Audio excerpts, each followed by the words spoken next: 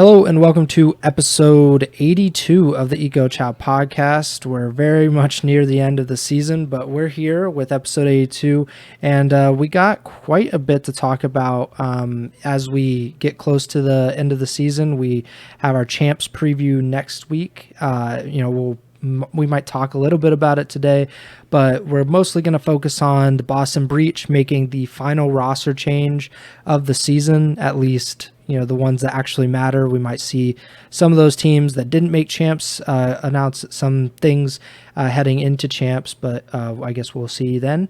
We also have some prize pool information about champs, which is pretty late considering we're about a week, week and a half away from the tournament. And we're going to make our picks for the CDL MVP, the Rookie of the Year, and the AllStar Teams as we close in on the end of the season. And Bink's got a vote. I do not. Don't know what's going on with that. They're trying to break us up on the Ego Chall podcast. And like I said, we might talk about some champ stuff at the very end of this episode. But before we do any of that, how are you doing, Bink? I'm all right. Don't got much to say or anything clever like that to intro in, so we could just hop right in. Let's start with the Boston Breach stuff because we touched on this last week. It had dropped maybe an hour, maybe two before last week's episode as we were recording. But this was officially announced on Friday, just about 6:30 p.m. Eastern. Snoopy, a part of the Boston Breach Academy roster, he has replaced Vivid in the Breach starting lineup for champs. Snoopy is a rookie, obviously, never played any CDL matches to this point, so he will actually be making his pro debut at champs, which is pretty crazy. It's, I don't know how many players have done that. I'm sure there have been a few, maybe in, when champs was in March or April. But very rarely has this happened in Call of Duty history, but he's gonna be one of the first to do it. So the Boston Breach lineup for champs will be Snoopy, Awakening, Beans, and Crimp. So 3 players from the Breach Academy roster were promoted to the Breach starting roster, and they will be starting champs. Awakening was the only player that was not on the Breach Academy team at some point this season. Your thoughts, because I don't even think you were aware of it, of like the rumor, the report last week when we were recording. So you've had a few days to kind of hear about it and think about it. What do you think about Snoopy coming to line up for Vivid heading into champs? Yeah, I mean, I think my head is in the same spot as it was last week when I just had the initial information. It's a really tough scenario to be in, especially, we were talking about it very briefly based on their first round matchup, although Optic kind of struggled at the last event. It's still the main brand, most popular team in the league. So having your first professional match be against Optic at the end of season playoffs is kind of like the toughest potential match on paper that you can really have. So it's going to be interesting to see how he does.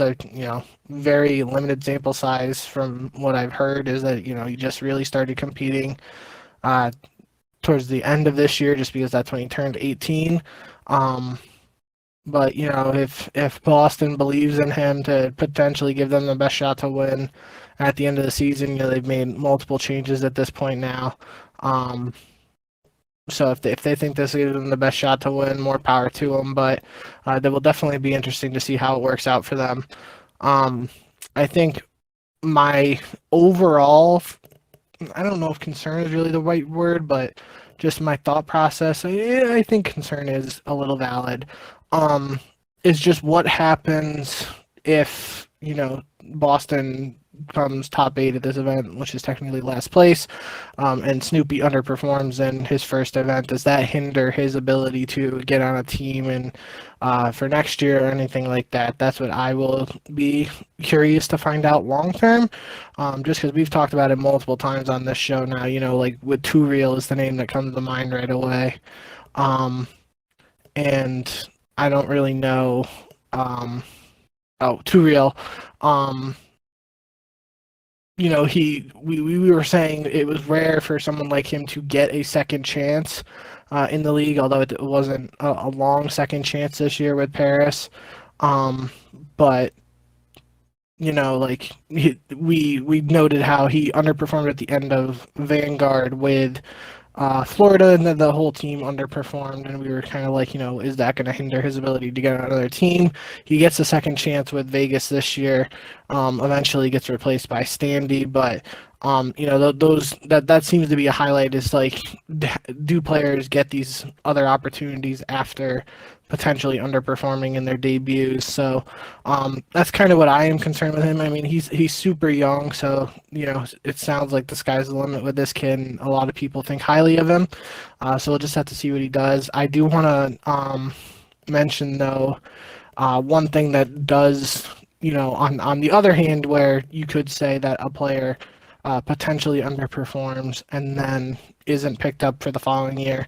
There are instances, at least in my head, the first name that immediately I remember is Abizi, where Abizi was on, I'm going to look it up, he was on E6 for Champs in World War II, which would have been 2018.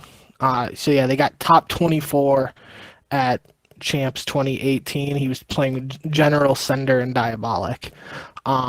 And that's, a little bit of a different situation in comparison to Snoopy, just because Abizi was kind of like, he was known as like one of those ranked play kids in World War II who was, had like a top 5 account on multiple accounts is what I think I remember seeing at that time. So Abizi was kind of highly touted at that time, doesn't play well at Champs. He was on E6 for tournaments before Champs. But they didn't necessarily play well at Champs, and then he still gets on E United for the start of Black Ops 4, which is when he gets second in the first event at Vegas, which is what Optic won, and then eventually it leads to Simp getting picked up halfway through the season, and the rest, as they say, is history. So, yeah, I just think, there's obviously multiple different ways this scenario can go for Snoopy. He just has a golden ticket at this point to prove what he's capable of and showcase his talent. So, and obviously playing against Optic, he literally has a very good possibility to have some of the most eyes for a CDL match on him right away, right out of the gate. So, should be interesting to see if what he's able to make happen there. Yeah, I think with Snoopy, it's difficult. I've been kind of, vocal is not the word, but I've just been on Twitter talking about like what I think should happen or shouldn't have happened. I don't think that this should be allowed. For example, the fact that, and it has nothing to do with Snoopy. It has nothing to do with like, this situation is just kind of screwed up in my opinion, because Vivid played all but I think 5 matches for the Breach this season. He got benched for a month or so in the middle of the year, and he's going to miss out on Champs, and he didn't end up qualifying for Challengers Champs either. So his season's over, essentially, despite playing the bulk of the matches with Boston. And Snoopy, a guy who has never played a CDL match, who we didn't even know could be a substitute. We didn't even know that he could be in the roster for Champs until a week ago it was now. He's going to play at Champs instead of Vivid. I think that's a really flawed system, just personally, because it shouldn't, if you look at the NBA, to be eligible for the playoffs, you have to have played one regular season game.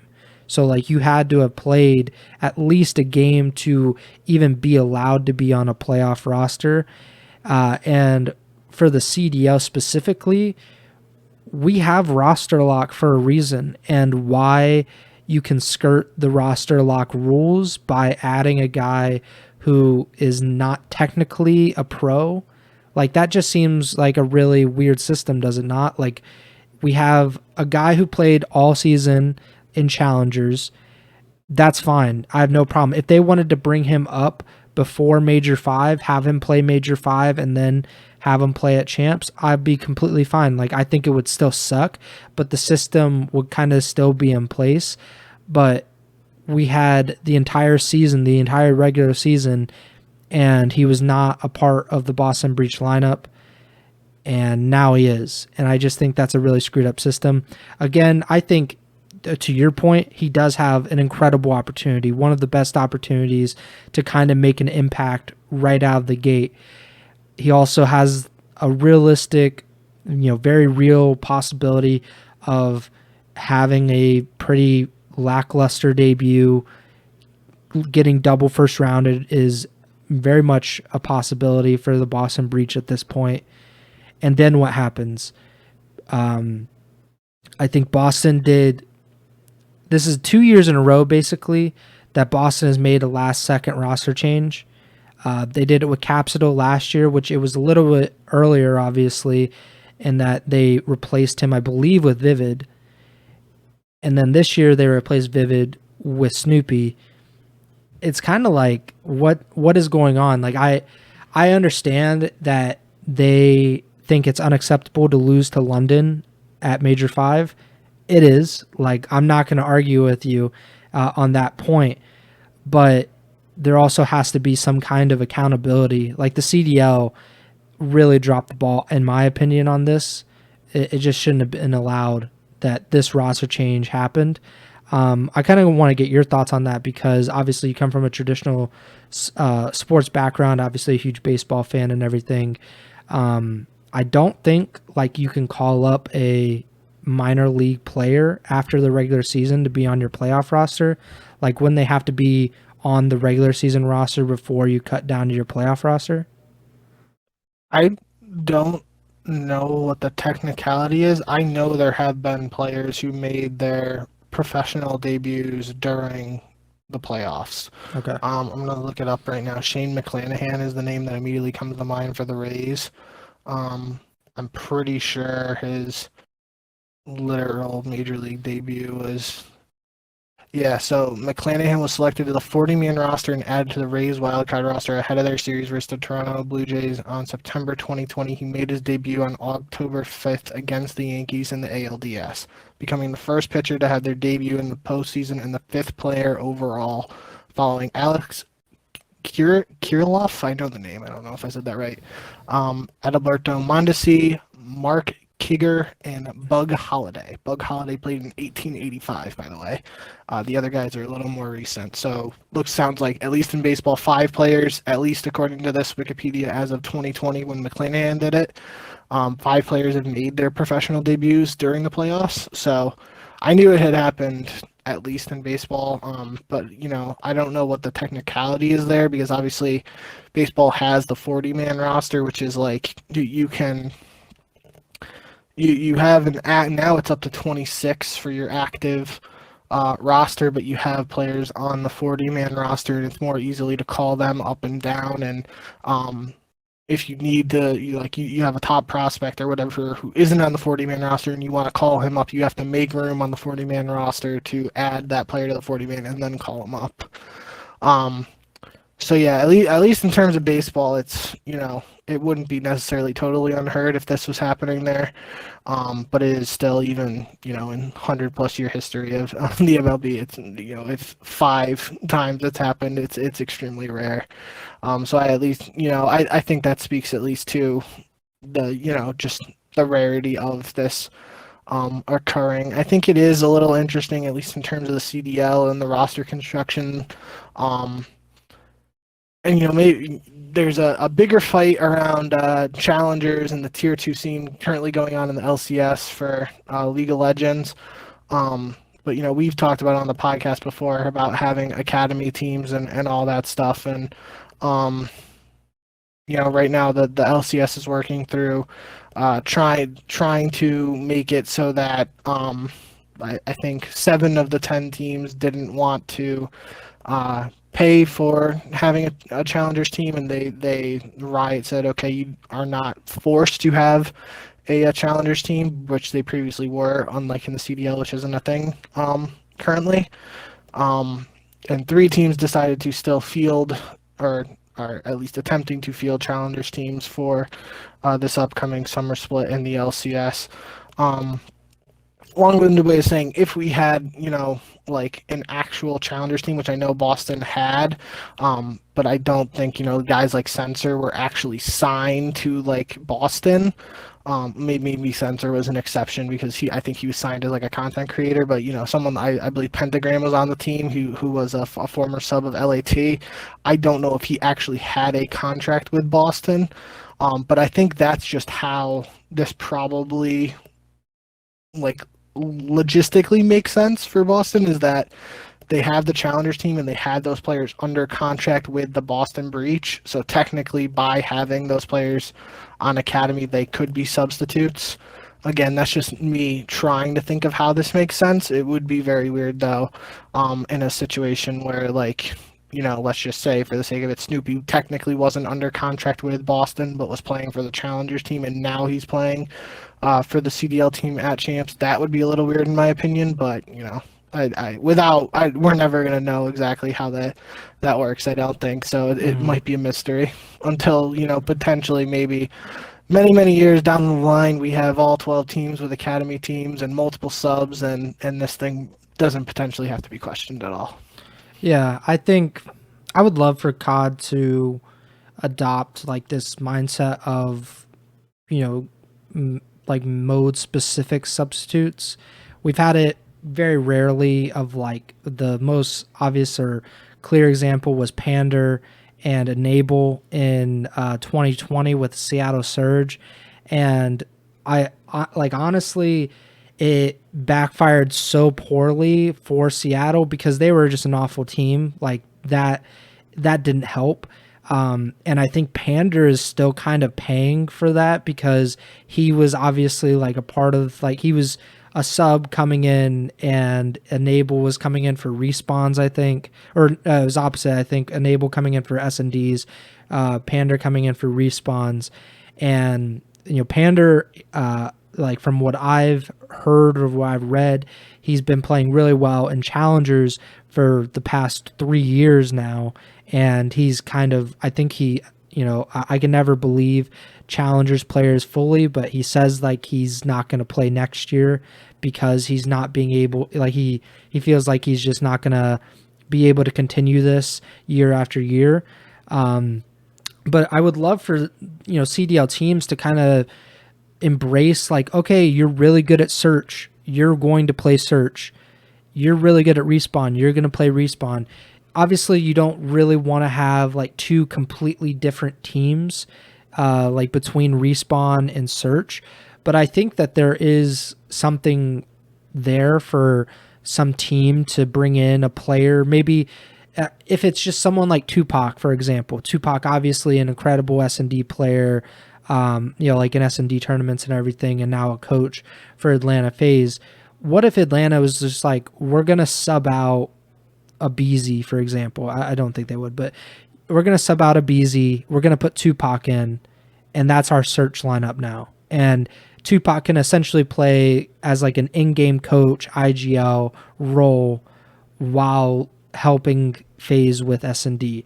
I think that's something that there's potential there. There, of course, is, because the S&D community is definitely not as strong as it has been in the past, but there are still some really, really talented S&D only players that could help even the worst S&D teams get a few wins, could really help them swing a few series. And it's not being utilized at all. And I think it's just nobody wants to be that guy. Nobody wants to be Nubsy and try to do it. Like, and that's not a shot at Nubsy, but he's the only coach that has really even tried it to this point. The only other substitute, like mid-series substitutes, I believe have all been like illness related, with like, I think it was Priesta got sick at one event, so Pharaoh came in, if I'm not mistaken. We've had I believe it was Arcities this season, and we obviously have Marky B make his CDL debut, and then Spart eventually came in to that match as well. So it's happened, but it's been very rare that we've had some kind of thought out, predetermined thing. But I would love to see it. I think the challengers thing that you bring up in the LCS, like it's just a complete, it's wild. Like I don't know what the solution is. I have a feeling that the owners will get their way and the players will kind of cave to those demands because they're playing hardball. But I would love for COD to do something similar in the opposite direction of like, hey, if you're gonna field a CDL team, you got to field a challengers team as well. Like you have to grow the scene in some way. You have to give back to the scene. But we're not even like, most of these teams aren't hosting any events. Most of them don't have challengers players. Most of them don't even have like real substitute players. They have coaches that are subs, and that's kind of how they get around like not having anybody other than their 4-man roster and a coach. Like I don't think that they're financially committed. I guess we could talk about the stuff that came out today that I didn't really think about until now. But yeah, it's. Do you want to tee it up, because I believe you edited that article? So the Overwatch League and CDL stuff. Yeah, I know there was a follow-up, but the initial report was, I believe, Toronto Defiant, which is Overactive Media, so they also own the Toronto Ultra, I believe. They came to some agreement / partnership with the Overwatch League, I believe, to forego or waive the remaining fees for franchising, which the numbers have been reported over the years in the tens to whatever $40 million range. I believe this one was 8 million Canadian, which is roughly, or 10 million Canadian, that's roughly 8 million US, something like that. And then I think there was a second report that I don't think. Yeah.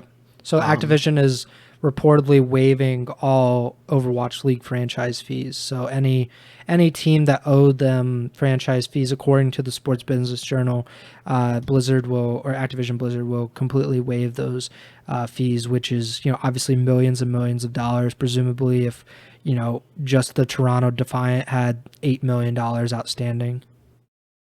So yeah, it's a big deal. So. Yeah, and obviously, the Overwatch League and the Call of Duty League have been pretty closely connected in terms of format. Obviously, expansion hasn't really been closely connected in between the two, but similar ideas and such have been associated with both leagues. There's been nothing confirmed, announced, I don't think even reported on these franchise fees being waived for CDL teams, but obviously that is a possibility if this report comes true. For Overwatch League, it potentially could come to CDL. We don't know for sure, but that's just where it comes into play for this pod's viewership and fandom, at least. So just something to keep in the back of the mind there. Probably, maybe we hear about something like that towards as we get closer to champs, but with the current state of the season almost being over and stuff like that, I would doubt we really hear anything further about that at this point, at least from a CDL perspective. Yeah, there's quite a bit of crossover. Optic Envy, whatever, owns the Dallas Fuel in the Overwatch League. Atlanta Esports Venture has a joint partnership, I believe, or a joint venture with FaZe, and obviously for the Atlanta FaZe, Atlanta Esports Ventures owns the Atlanta Reign in the Overwatch League. Obviously, you have Boston, you have the Misfits Gaming, which is Florida, and now we are bringing in Heretics. Believe there's Cronky Sports and Entertainment. Who knows what's going on with that? I do not know. NYXL, obviously the Subliners, Overactive Media, like you said, Toronto Defiant, the Toronto Ultra. They also own Mad Lions, formerly operated the Splice brand as well before the CDL. And I believe the Canucks Sports and Entertainment Group is also I believe they own the Seattle Surge, and then of course Vegas is owned by Drew McCourt and their family. So it's I would be shocked if something similar didn't happen with the CDL in some way, even though I do think the CDL teams owe quite a bit more than the Overwatch League teams do, at least according to that Jacob Wolf report that we mentioned a long time ago about how the teams on average owed more than like $20 million, which is a ridiculous number in any esport, to be honest. I believe TSM is reportedly trying to sell their LCS slot for about $20 million, and we both know that no CDL slot is worth $20 million. It's just kind of wild how these things have happened. But yeah, I don't know what to make of all of this. I think the challengers, we both agree that the challengers thing is kind of like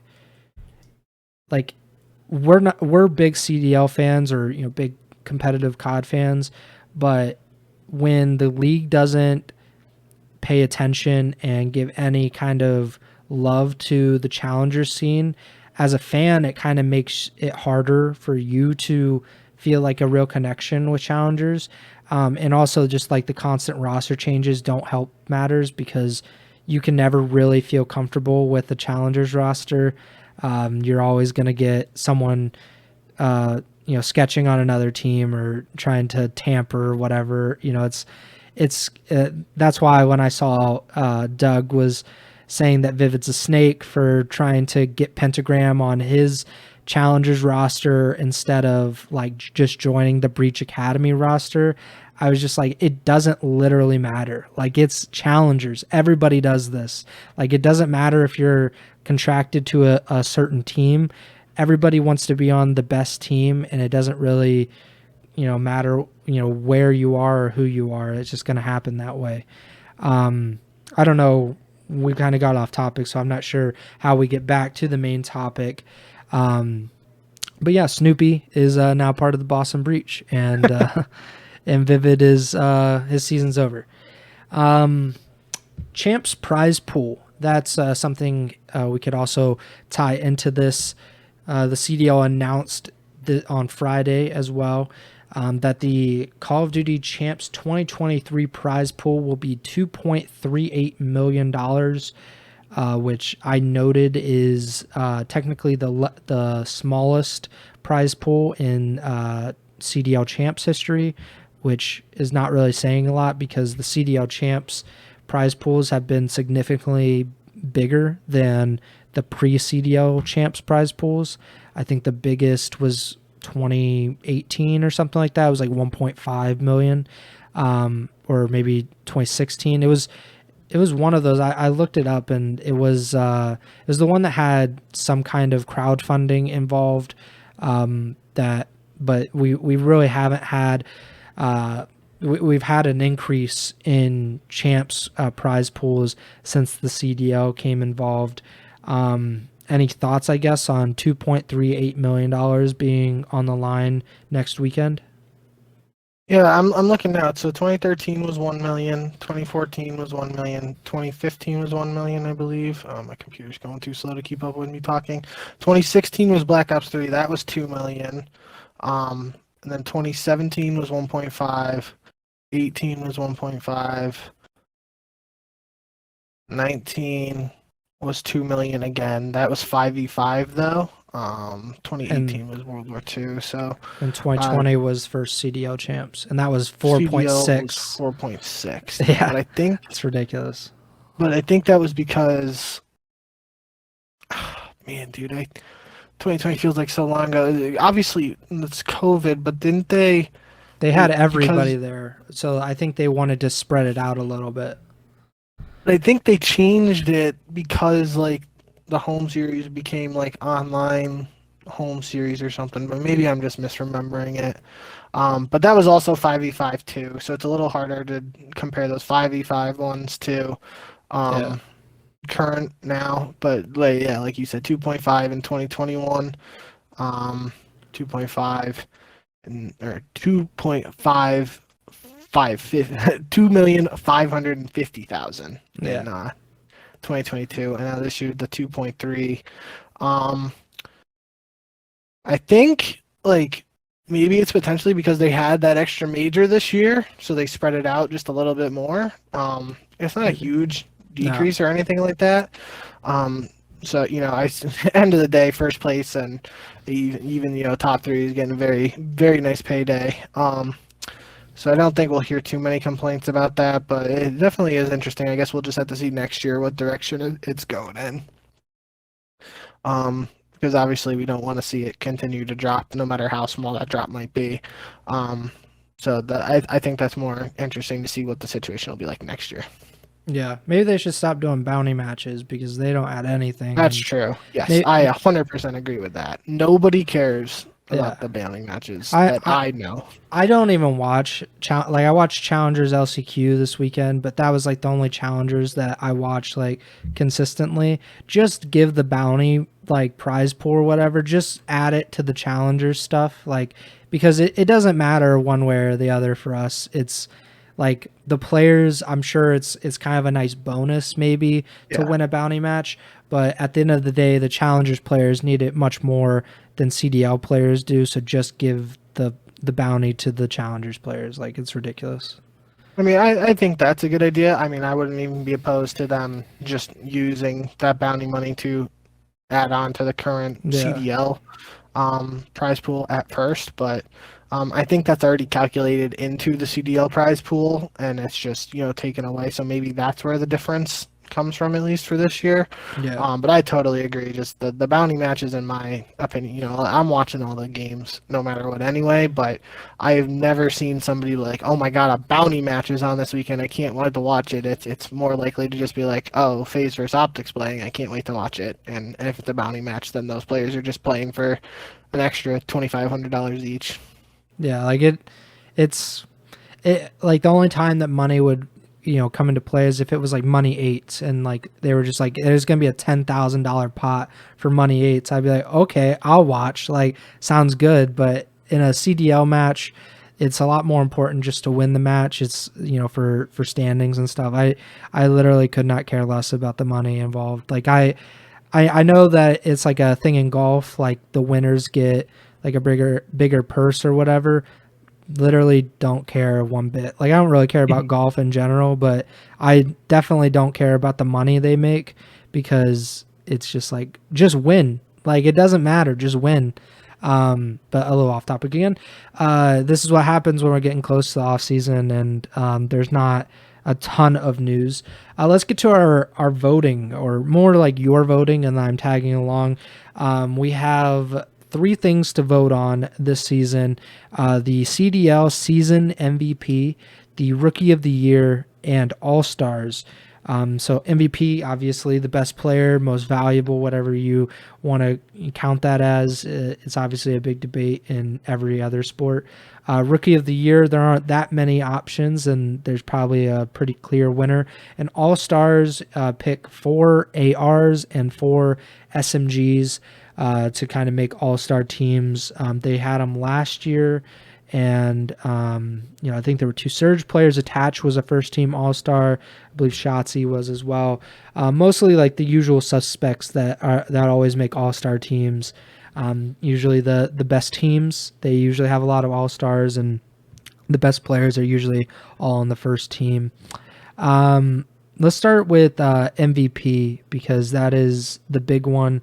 Something that is, I think it's been a pretty close contest all year long because we've had so many different winners throughout the CDL season. 4 different teams won the 5 majors, and we had quite a few teams like Optic, for example, who were like at the top or near the top of the league and just didn't win a major. We've had a few other teams that have played well individually or had a breakout performance here and there, but the MVP is been kind of like debated, or we obviously don't debate the MVP because this isn't the NBA. Like I don't really like have like a huge stake in who wins the MVP, but I think it's obviously a very important thing to think about. We had Shotzi in 2020, if I'm not mistaken. Maybe Simp in 2020. I have to look it up. We've had a few FaZe winners in the past. We had last season, I believe it was Celium that won. I think it was 2021. Was it that year that we were debating who should win, a BZ or Simp?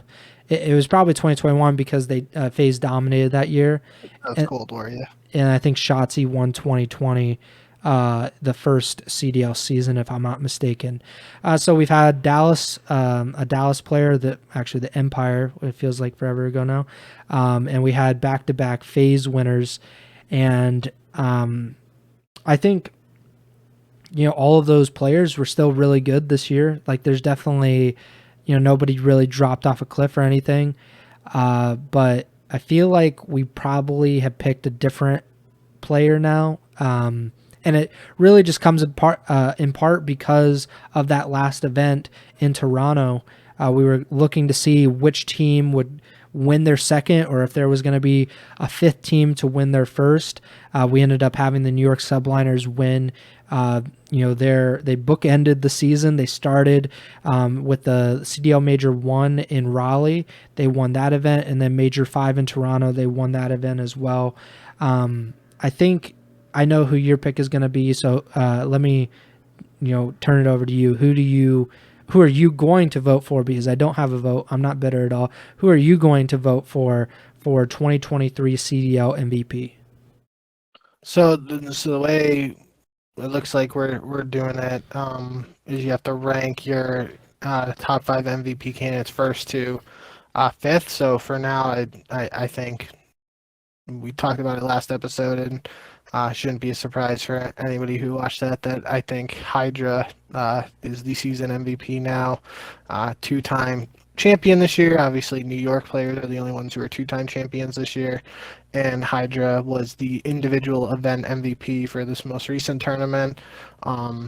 So he has certainly the individual accolades and his personal stats too. He has the second highest overall KD in the league, only behind Celium, a 1.2 in hardpoint, 1.27 in S&D, and a 1.09 in control, according to Breaking Point.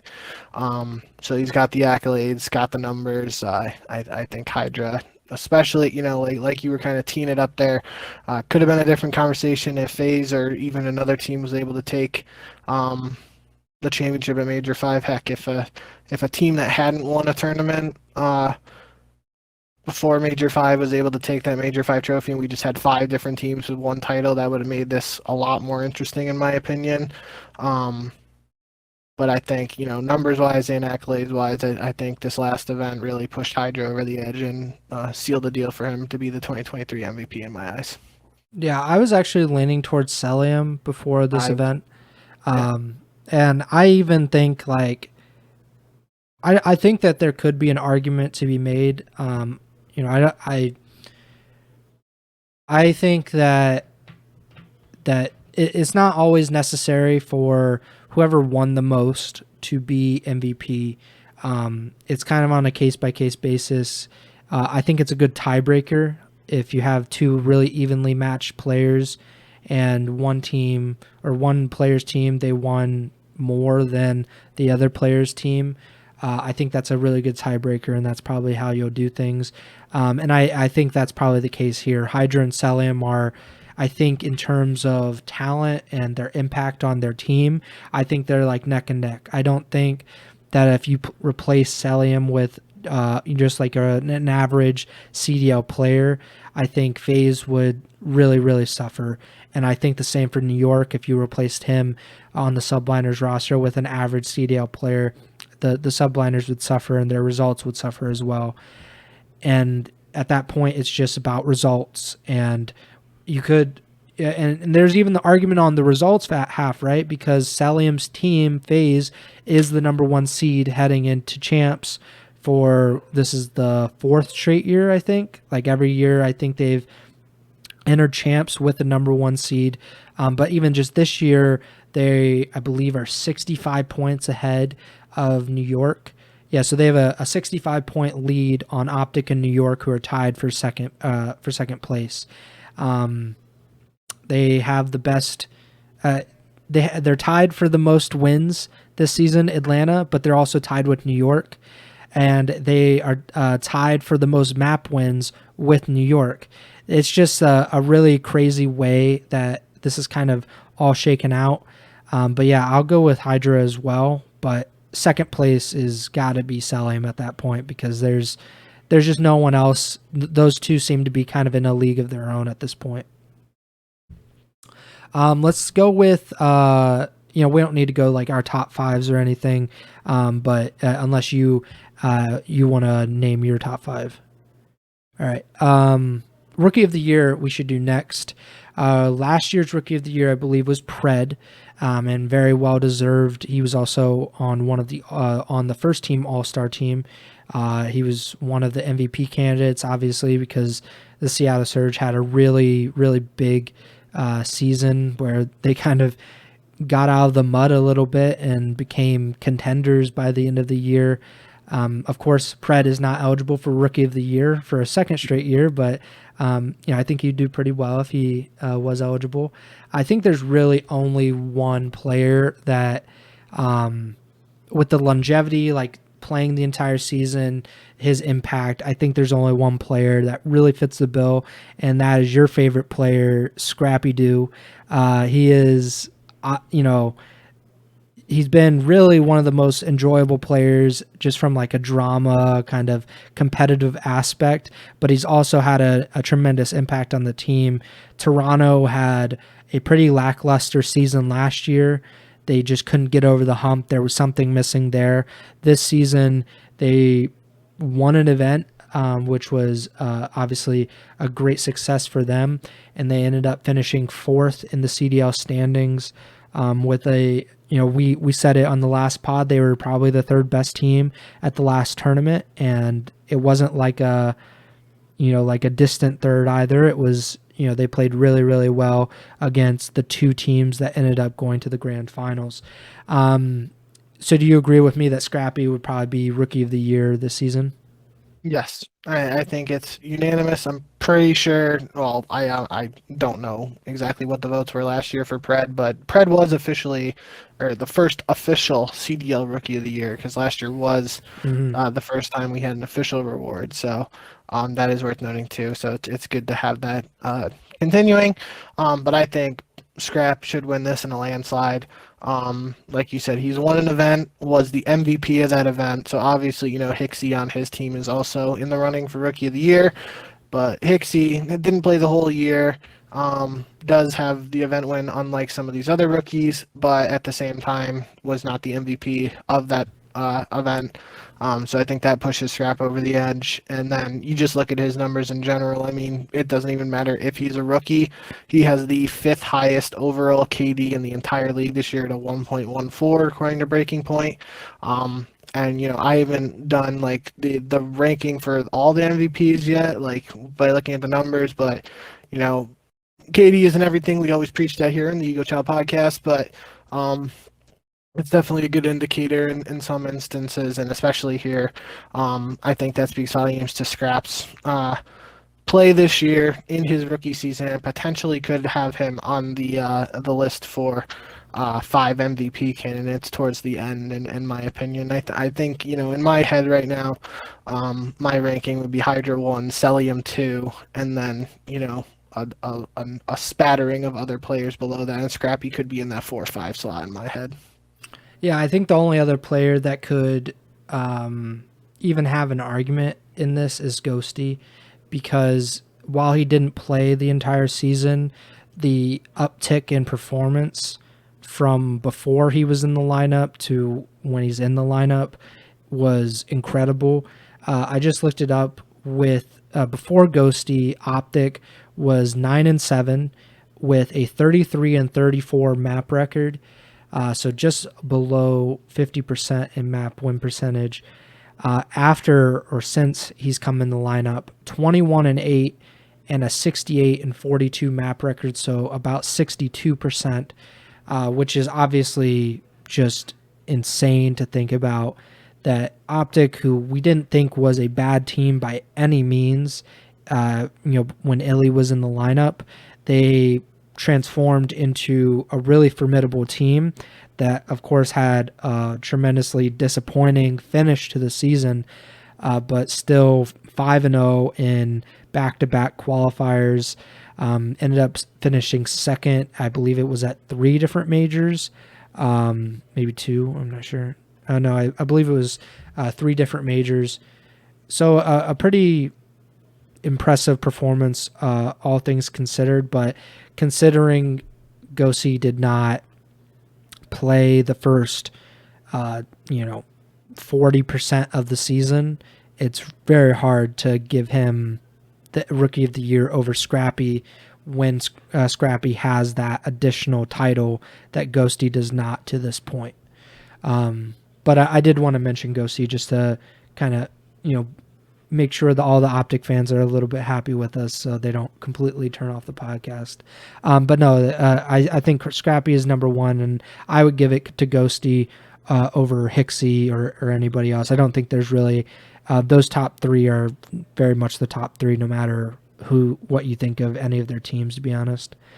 And now we have All Stars again, 4 ARs and 4 SMGs. I think the MVP candidates all have to be on those lists. We talked about it. Selim has to be on those lists. Hydra has to be on that list. I always think like players like Shotzi, Simp, Abizi, like I think we can sometimes take them for granted, to be honest, because they've just been at such a high level for such a long time. It can feel like Abizi had kind of an off year last year, but like his off year is better than most players, like good years, in all honesty. And I think they should be appreciated. I'm not sure if I would have them in an all-star team, all of them, I would say. What do you think? Who's your all-star teams? If you want to go all ARs, all SMGs, just who are you voting for all-star? Yeah, honestly, this is much tougher for me than MVP and Rookie of the Year, in my opinion, especially the subs. You just think about it, kind of like the names you just listed, just for SMG in general. You got Hydra, Pred, Shotzi, Simp, and Abizi. That's 5 there, and only 4 of them could be all-stars. So, and that's not even counting potentially other SMG players as well. Those are like top 5, in probably many people's eyes. But there's other guys like Kenny. He draws as kind of a flex, so I don't know how you would rate him or which category you'd throw him in. But there's just even if there's 5, that's one person being left out. So that one's pretty tough in my opinion. I think the ARs is a little easier. I'm thinking Celium, Dashy, Octane, and Skies. I think Skies kind of gets the nod in my head just because 2 championships this year. I think he's worthy of being an all-star due to those individual accolades there, or those team accolades, I should say, sorry. And he also has a 1.06 overall KD, which is 1, 2, 3, 4, 5. Scump is on this list, so I'm not going to count him. 5, 6, 7, 8. So it's top 10 in overall KD. So I think Skies is a justified all-star. So that's who I would say: Celium, Dashy, Octane, and Skies for the ARs. And then sub is really tough. I think obviously you have to have Hydra as an all-star, just because if you're picking him for MVP, you can't leave him off the all-star team. Mm-hmm. And then I really don't know who I'm going to end up leaving off. I think right now I'm leaning towards leaving Simp off, which is just absolutely wild to say, in my opinion at least. But I think Abizi has to be on there just because he's been so good this year in my eyes.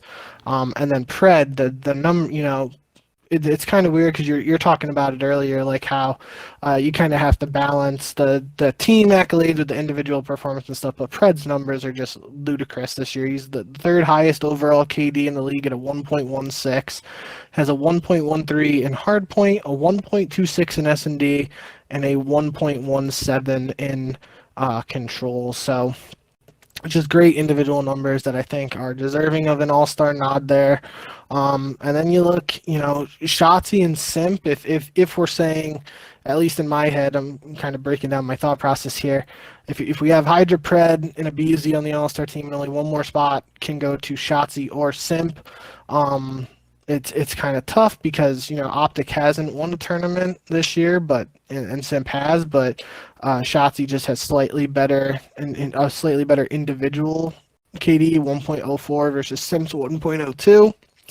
Shotzi has a higher KD in hardpoint, a lower KD in search and destroy, and a 1.0 versus a 0.09 or a 0.99 for Simp in control. So kind of neutral across the board there. Really tough for me, but I think I gotta go Shotzi, which is just wild for me to think that Simp wouldn't be an all-star, but I think that just speaks volume to how difficult narrowing it down to only 4 submachine gun players is. Yeah, I mean but think about it on the opposite end is like FaZe is so good that it's like it almost feels like a travesty that that 3/4 of that team are not all stars when we have 12 teams and 48 players that realistically could have a shot at that. Yeah, I don't really disagree with anything that you said. Personally, I think Kismet is such a good player that I think like it's very hard because like Hydra and Skies, they're gonna get a lot of the shine from just like they have a lot of kills, like they're really talented players. That's kind of like what people gravitate toward. But I think like Kismet is like a glue guy, we kind of overuse the word, but like a guy that will make your team better, and his value cannot be overstated to a team like New York. And I think he's a huge reason why they ended up winning 2 events, tying for second in the standings. And also what were you gonna say? I was just gonna say I 100% agree on Kismet. We definitely stand the bulldog on this podcast, but I think the question becomes, would you put Kismet over any of those 5 SNGs that we already mentioned? And I don't think the answer is yes. The only one that could get bumped off is Pred, just because his team's performances were not up to par. And it's like the same thing as like the NBA, like Luka Doncic. I was just gonna say, yeah, his team didn't even make the play-in, and he made first team All NBA. Like that's pretty unheard of. They were like 11th in the West, and they won like 34 something games. Like they were so bad that he ended up getting first team All NBA. Shai Gilgeous-Alexander, the same thing. He was a play-in. He was the best player on the play-in team for the Oklahoma City Thunder, but he still ended up getting first team All NBA because everyone's like, he's really good. Like they would suck without him. And I think that's the only case against Pred is like your team was, like if Vegas had done like marginally better, like there's a really good chance that Pred would not be at Champs. Like his season would be over if Vegas could get 2 more wins at Major 5. On the flip side, you think Pred is like, what would your team look like without you? Would they be like London? Like your team was 8th place, just clinging on to 8th place with a guy that you just said like has one of the best KDs. I think it's very widely agreed upon that he is one of the best players in the league and has been for 2 straight years, or like 2 straight seasons. So what would your team look like without you? I would think that's really the only argument against him or for him in that case. But I don't have a vote, so it's kind of just one man's opinion yelling at his podcast essentially. But yeah, so you're going with Celium, Dashi, Octane, Skies for the ARs, and Hydra, Pred, Abizi, Shotzi for the SMGs. That's what I'm thinking right now. Yeah. I think that's a good list. I mean, it's a pretty wide spectrum of players. You get FaZe, you get Optic, you get LAT, New York, Seattle is in there as well. I think that's a pretty solid list. I think some Toronto fans would probably be a tad upset because you did not acknowledge that the tissue is an issue, or that Insight should be on there, or Scrappy, I guess. Yeah, we might have to change that. Yeah, I was looking at it and I was like, I think that like there's obviously an argument to be made for those players not being on there, because the 8 players you listed are, super high performing. I don't think that it's like a real snub. I think Scrappy probably has the best chance. Scrap has to be on there. Yeah. Yeah, so Scrappy probably has to replace somebody on your list, and I'm not sure who. That's really tough. Oh. Yeah, I mean, you can't replace Celium, highest KD over on the league. He has to be on there. It's got to be Skies, right? See, that's it. I think it's Skies tough, or Dashi. It has to be. Like it's either Skies or Dashi to me, and I don't know which one of those gets. Dashi has a 1.1, but doesn't have any championships this year. Skies has a 1.06 with 2 championships. Yeah. Octane has a 1.05 with 1 championship and an MVP. Damn, I can't believe I just completely zoned out on Scrap for the All-Star. I was so focused on him just being Rookie of the Year that I didn't even think about it for All-Star. I think it has to. Man, if you were like an NBA voter, you could hold it against Dashi that Rambo got let go. So that's just a little storyline element to your voting. If you were like Bill Simmons, you would be like, I can't vote for him because Rambo's not a part of the team anymore. Don't know if that's how you'll vote, but I don't know. Like, I think the Dashi stuff, just getting benched, he's played really well, but I also think that. I don't know. I think it might be held against him that the team didn't win. And I personally think that he will get voted in as an All-Star because the people voting will vote him in, and I think Skies will get the short end of the stick on that because the majority of the credit will go to Hydra at that point. So yeah, I think that if I had to guess who the ARs will be picked for All-Star, it'll be Celium, Dashi, Octane, and Scrap. That would be my. I think that's who they would go with, and then Hydra, Pred, Abizi. I think Pred actually might get left out, to be honest, and it'll be Shotzi and Simp on the lineup as well. Wow. If that's just, but I'm thinking what other people might think, because people will look at the record of Seattle and say, okay, look at Atlanta first team, look at Optics second team. That's kind of the line of thinking I'm going through. I don't know if I agree with that, but that's just what I think will happen. All right. Well, we may have an interesting conversation after the show before I actually submit the vote. Yeah. But for the sake of the Ego Chall podcast, we will make this a little easier and give 5 All-Stars for AR and 5 All-Stars for SMGs. And we'll do Celium, Dashi, Octane, Skies, and Scrap for ARs, Hydra, Simp, Abizi, Pred, and Shotzi for SMGs. No particular order for any of those guys for the All-Stars. MVP, Ego Chall Podcast MVP 2023 regular season, Hydra. 2023 Ego Chall Podcast Rookie of the Year, Scrap. Yep, and Bulldog of the Year, Kismet. Yeah, Role Player of the Year. Let's Challer of the Year. The classic. Let's deem it the classic award. The Elmer's Glue Guy of the Year. We could get a sponsor for it and everything. Yeah, that's a good list. I mean, I think the top 10 players is more kind of it's a nice round number than the top 8 players in the CDL, even though it's obviously there are only 4 players of each team, but the top 10 players are probably that 10 that you listed. Maybe there's one person that gets bumped out for someone else, but overall, I think that's a really good list. I don't know, we're coming up on an hour. We'll do like a pretty extensive champs preview next week, where we'll go through all of the teams. Kind of, if you've been with us for any of our major previews, you're kind of getting the same thing, except we actually don't have any obligation to talk about the losers bracket teams, because there are no loser bracket teams.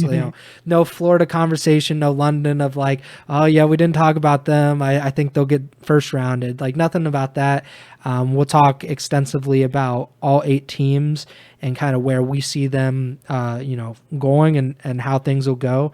Did you also know that they did champs on Father's Day weekend, which I think is kind of shameful that CDL doesn't care about dads. It's pretty sad. But I digress.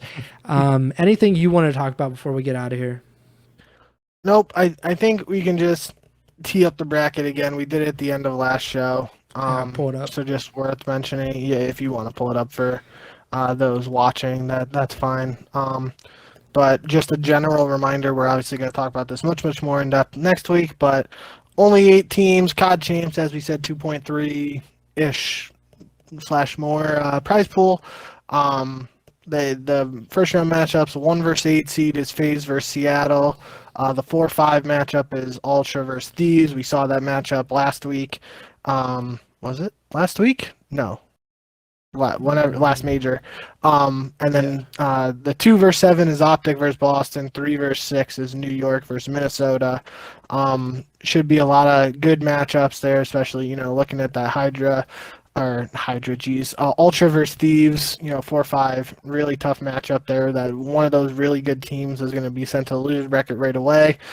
So looking forward to that. Even the 1 versus 8 in FaZe versus Surge. Surge didn't look great the last major or during the last set of online matchups, but they played FaZe well historically and even at points this year. Optic versus Boston, we talked about it with Snoopy earlier this year, or earlier tonight. Him making his debut against the most popular team in the league, and then you got New York versus Minnesota, which is probably arguably the least popular matchup of the first round. I don't really know how to phrase that, but it's the defending champions looking to start off on a good note. So there's not a really particularly high value storyline in that match in my eyes, but I guess Priesta going up against his former team from last year, attached revenge game from 2 years ago. Yeah. So there is some connection there, but regardless of storylines, these should all be really good matchups, because it is champs at the end of the day, and this is what every player wants. This is where every player in the CDL wants to be at the end of the season. So looking forward to it. Yeah, it's always the tournament that everyone's looking forward to.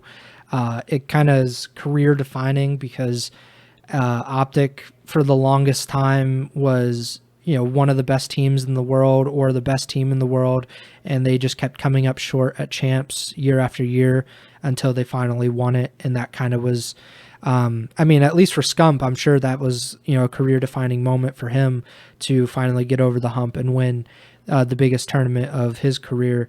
And we're probably going to see something similar. I think who can get 3? Simp can get 3. Abizi can get 3. I think that's probably it, because I can't think of anyone Luke only has 1. The LAT guys have 1. LAT guys have 1. Hook and Shotzi have 1. I think that's it. Unless Dash could get 2.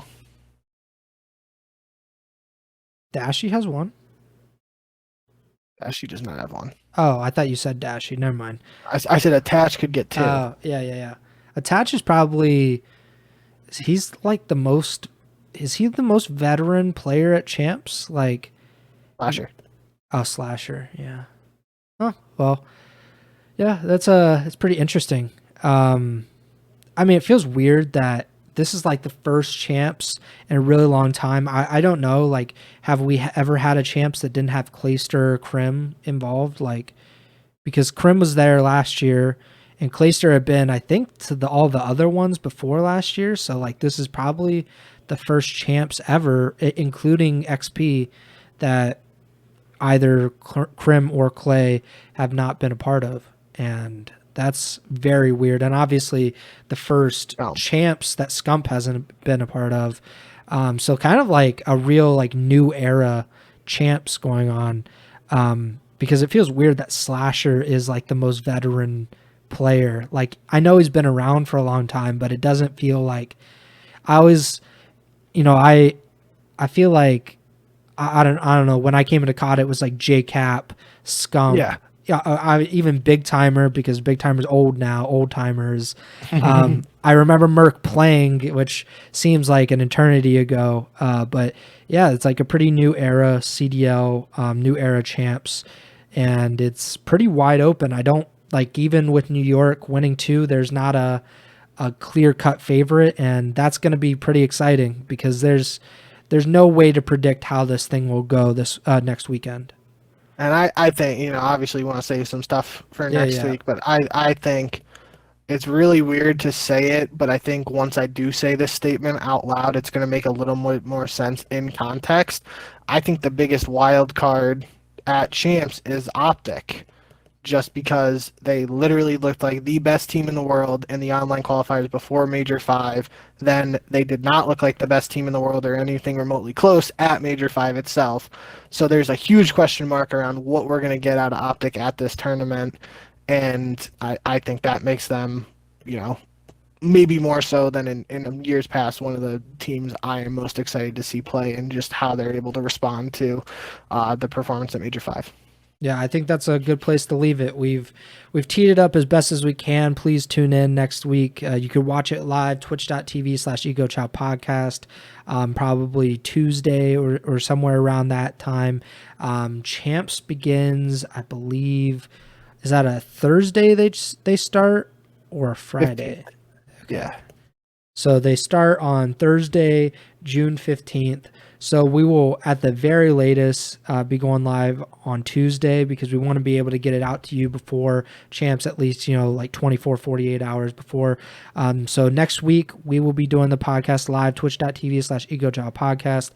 You can follow, like, subscribe to the podcast feed, Apple Podcast, Spotify, Google Podcast. We're, I think, on Amazon Music. We are on pretty much all of the major podcasting platforms. If we are not on the podcasting platform of your preference, please just tweet me. Probably that would probably be the easiest way to go about it, and I will figure out a way to get on that podcasting platform. We're also on YouTube, and obviously thank you guys for the support. Yeah, I think that about does it. Follow us on Twitter at JBink with 2Ks, at Pres Byers, podcast Twitter at Ego Chall Podcast. We'll be back next week. Bink, take it away. Yep. Like you said, thank you guys as always for the support. Looking forward to talking Champs preview with you guys next week. And then the week after that, we're going to be talking Champs recap and wrapping up the 2023 season, getting ready for the 2024 off season. So really hitting the final stride here of the season. Thank you guys for the support all year long and all that good stuff, and looking forward to the next 2 episodes in particular for sure. So thank you guys as always, and remember to send the chow.